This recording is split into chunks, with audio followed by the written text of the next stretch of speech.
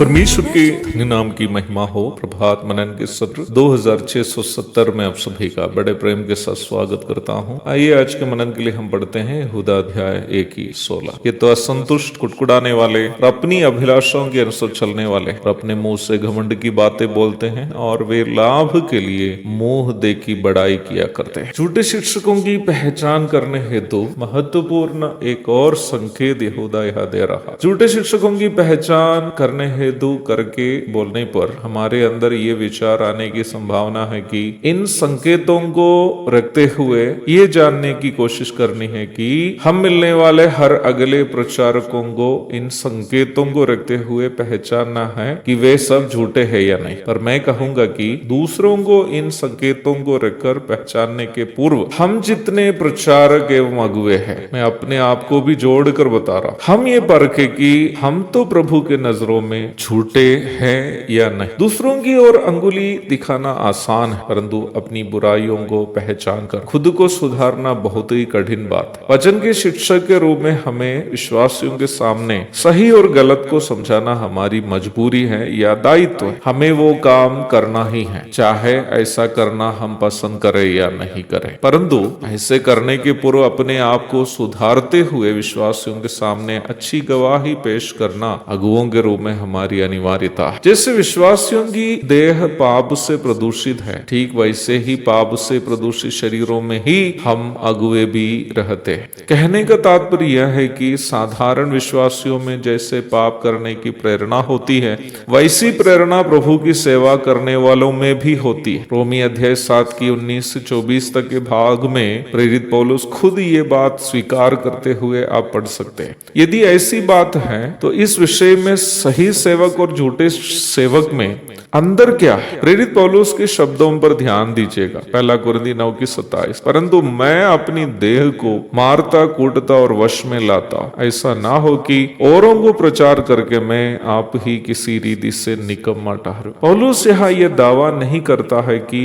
उनके अंदर पाप करने का स्वभाव नहीं, वह ये स्वीकार कर रहा है कि पाप करने का स्वभाव उसके अंदर भी है और ये तब तक रहेगा जब तक प्रभु यीशु आकर हमारे दीनहीन शरीर का रूप बदलकर अपनी महिमा में शरीर के अनुरूप बदलता नहीं। फिलिप्पी 2:21। इसलिए वह अपने शरीर के साथ क्या करता था? 1 कुरिन्थी 9:27 में वह कहता है कि अपने शरीर को वह अनुशासन में रखता था, अर्थात वह ये पहचानता था कि अपने शरीर में निम्न कमजोरियां हैं और वह इस कोशिश में रहता था कि उन बुरे स्वभावों को नियंत्रण में रखे। यहाँ शरीर को नियंत्रण में रखने के संबंध में मैं खास करके एक बात कहना चाहता हूँ। हमारे शरीर में वास करने वाले बुराइयों को मानुषिक कोशिशों से केवल काबू में रखना आसान नहीं है, क्योंकि हमारे शरीर में वास करने वाले पापों को संसार के द्वारा शैतान उकसाता है। कोई भी व्यक्ति विशेषकर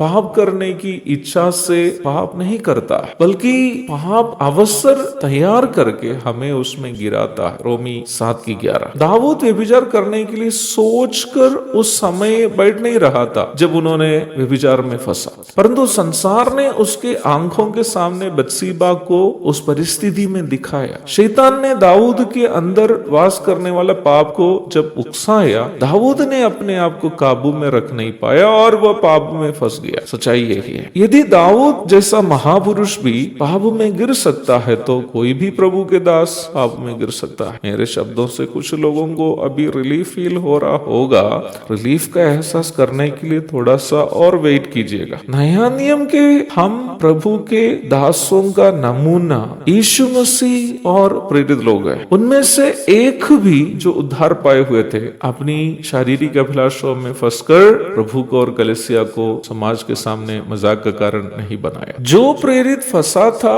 उसका उद्धार ही नहीं हुआ। यूहन्ना 6:14। प्रभु के दासों को जो वास्तव में उद्धार पाया है और पवित्र आत्मा की अगुवाई में जी रहे हैं, नियमित रूप में संयम अथवा सेल्फ कंट्रोल के लिए प्रार्थना करनी है, ताकि पवित्र आत्मा की ताकत से हम संसार के द्वारा शैतान हमारे पापों को उकसाते समय हम अपने शरीर को अनुशासन में रख सके। यहूदा के अनुसार जो भी वचन के शिक्षक अपने शरीरों को दुनिया की मोह माया, सुख सुविधाएं, धन का लोभ, व्यभिचार के आकर्षण इत्यादि की अभिलाषाओं में जीवन बिता रहे, सभी झूठे हैं। इसलिए यदि हम प्रभु के सच्चे सेवक हैं तो हमें अपनी अभिलाषाओं से प्रेरित होकर नहीं बल्कि पवित्र आत्मा से प्रेरित होकर जीवन बिताना, ताकि हमारा जीवन हमसे सुनने वालों के लिए एक नमूना बन जा सके। एक और शुभ दिन की धन्य कामनाओं के साथ आज का मनन में समाप्त करता हूँ। प्रभु आप सबको आज दे।